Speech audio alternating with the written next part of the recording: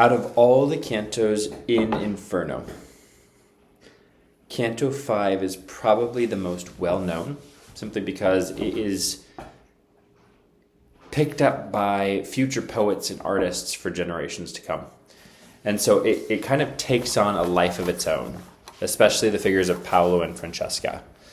And so these are figures that they're worth examining a little bit closer because they're people that capture the imagination well after Dante. I mentioned in class how the Inferno becomes, in many respects, the most famous of the canticles of the comedy. And this is unfortunate because I don't think it's the best. I definitely don't think Dante would have seen it as the best. And it is dependent. The whole of the comedy is dependent like a three-legged stool on each of its legs. But the Inferno is especially dependent on the glories that we're going to see both in Purgatorio and Paradiso. So it's unfortunate that it becomes the most famous, but the benefits of that is that we oftentimes see a lot of the art depicting the Divine Comedy taking place in some of these first circles of hell, and even continuing on as we'll get down to some of the lower regions where things tend to become a bit more grotesque. If you think that it has been gory already with oozing sores and maggots and the spinning around in one's own filth and waste, you haven't seen anything yet. Trust me, it gets all the more grotesque as we make our way further down. But a lot of people will jump into Canto 5 and immediately rush into Paolo and Francesca. I think it's extremely significant that you start where Dante does, looking down at the second ledge. In the comedy, especially in these first several cantos of the Inferno, you have this repetition of Dante descending, going down, going down, going down. Now, we can only speculate if he's doing so intentionally in references to Plato's Republic. I don't know if he's doing so as a direct intention, but it does seem like there is this constant calling back, and especially as he exits some of the light that is given in the state of limbo and then makes his way further and further down. So he's continuing his descent. He's continuing going down, as the very first line of this canto reminds us. And some of the first people that he sees here in this next circle are three extremely interesting characters. The first one I think is worth thinking about the most, and that is Shamuramat, or as her Greek name is, Samaramis. Now, Shamuramat was married to Nimrod. Likely this was not the same Nimrod that's associated with the Tower of Babel, but as I mentioned in class, Shamuramat is associated with the actual founding of Babel. And, well, she's associated with the founding of Babylon, which is going to give her connections to Babel itself. And that's significant because the two other women that are immediately mentioned after her, we have an onslaught of people, but there's a little bit of time given to Shamuramat, Dido, and Cleopatra. These three female rulers. Some of the first people that we're seeing in hell that were expected to know their backstory and therefore download a lot of the contents of this circle of hell onto what's happening. Now, we know that we're in an area of hell that is all about people giving up their intellect for their passions. And indeed, Dante seems to define lust as opposed to love in the sense that it is the giving up of one's intellect for one's passions. We talked extensively about how Dante and Guido Cavalcanti are writing against each other or along with each other about how love is this ultimately inherently irrational thing. They're writing about this in the early 1300s, around 1303, when Dante the poet would have still been making his journey in hell, or just after he made his journey in hell. Dante the Pilgrim. Dante the poet, however, by the time he's writing this canto, he's developed in his thought a lot. And he has seemingly, sadly, or he's struggling with his recanting of this idea that love is an inherently irrational thing. Instead, he recognizes that what he's thinking about in those situations is lust, right? So the difference between the person who is filled with love, which is Beatrice, and Beatrice sends that love, that amore, as we saw already in Cantos 1 and 2, to give the gift of Virgil to Dante. In Canto 5, we see that amore is lacking reason, which is going to be a direct Christological reflection as well, too. To lack reason, to lack intellect, is another way of saying that these people are lacking Christ in their passions, and so their passions have become unfettered.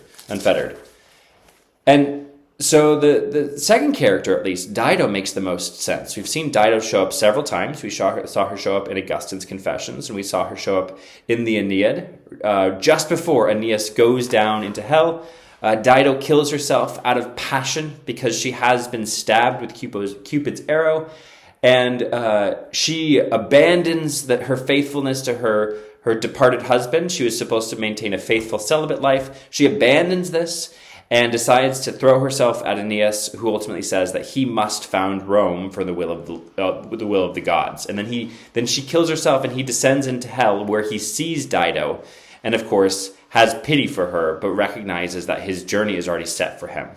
And so when we see her in Dante's work, in this early section of hell, it's interesting because there is going to later be an area for people who have killed themselves, the land of the suicides. We'll see that's a particularly nasty little section. But here, we have her raised up to a slightly higher level. And the one clue that we have is likely because Dante says that she killed herself for love, for amore. So Dante seems to raise her for such an elegant purpose as this. But this brings about an interesting question. Why in the world is Shamramat here? As I noted, she is responsible for, at least classically, she's responsible for the founding of Babylon. And so she's associated with the Tower of Babel. We'll see that Babel is a big theme throughout hell. We've already seen it referenced several times. And I've mentioned that we're going to see Nimrod of Babel down in some of the lower levels of hell, where he's babbling incoherently, appropriately. It's important, though, to recognize that Babel is, of course, the anti-version of Acts chapter 2, right? Where Acts chapter 2 is the renewal of Babel. Babel is people coming together under their own hubris, building a tower to God to reach him by their own power, and then being struck down into various areas.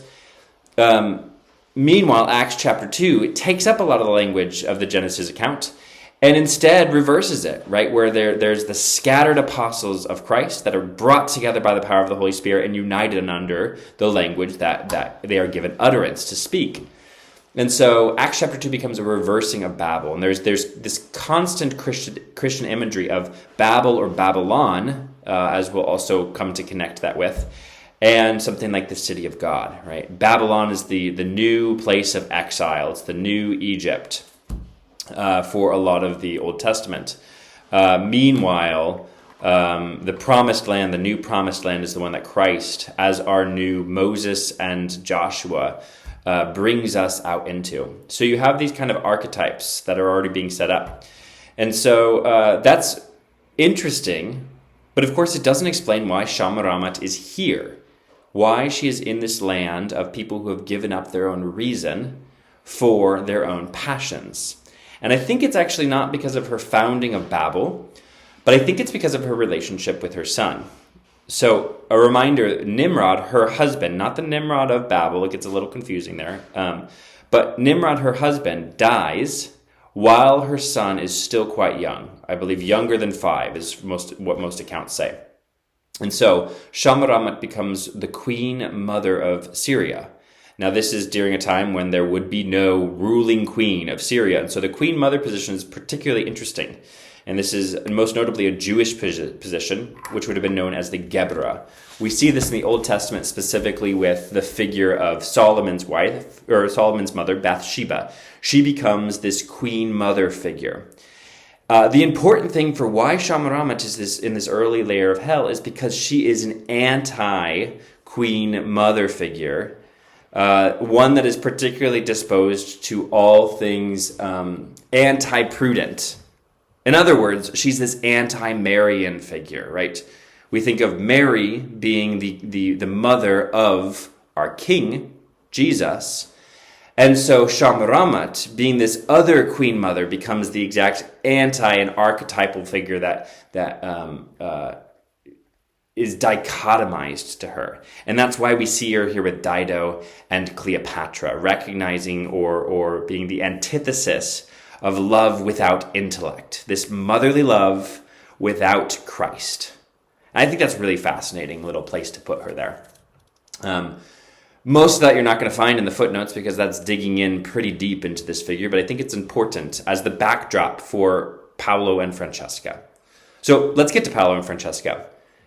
Notice how throughout this whole account, Francesca shows up to Dante with Paolo by her side, but Paolo remains silent the entire time. Francesca is the one that speaks. Keep that in mind. This is indeed a shade of hell, so she should only be considered to be so reliable. Nonetheless, we learn from their account that Francesca was pledged to be married to Paolo's brother. Paolo falls in love with Francesca. Francesca falls in love with Paolo. And as they're reading a book about King Arthur, they close the book and passionately realize their love for one another. It says, and they did not do any more reading that day. The interesting thing about this is Francesca is almost quoting verbatim some of Dante's previous poetry back to him, right? Why is she in hell? Amore, amore, amore. 3 triplets in a row give us this. Love brought me here. Love brought me here. Love brought me here. I am here united with Paolo in my death, just as I was united with him in my life. And of course, it was ultimately a book. This is very self-referential. Keep in mind, Dante's writing this down, right? He's recognizing that he's repenting of some of the things that he's written in the past. He's recognizing his own tendency to see love as this intellectualist reaching of the person that should be done, that can't be conquered by the intellect. And indeed, he's also recognizing that he's writing a book to us. He's writing a poem to us, one that's provocative, one that should move the reader. And he knows that that's powerful. That's ultimately Francesca's blame for why she's in hell. She says, a book did this to us, in other words. And of course, Dante's response to this is we have the second of the 3rd swoons, or the second time that Dante faints in hell because he is so overwhelmed by what he's experiencing.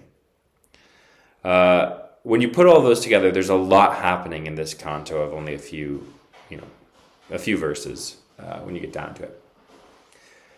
When you're working on the assignment of summarizing this, I've spoken now for just 13 minutes already, and I could go much more into length for many of these figures. Be putting these together. Be telling me the overarching story of what's happening in this canto. And remember the significance of the first part, where we have figures like Shamramat and Dido and Cleopatra, and the last part, where we have Paolo and Francesca. Remember that when Dante is giving a single canto, he's pulling those different things together, and we shouldn't try to separate them as if they're multiple paragraphs. He wants us to keep those 2 things in mind. And so Paolo and Francesca's biggest sin was just like the sin of Shamramat. They had love, but they lacked intellect. From a Trinitarian perspective, they had love without Christ. A Christless love, which of course is really not a love at all. Worth thinking about and worth contemplating.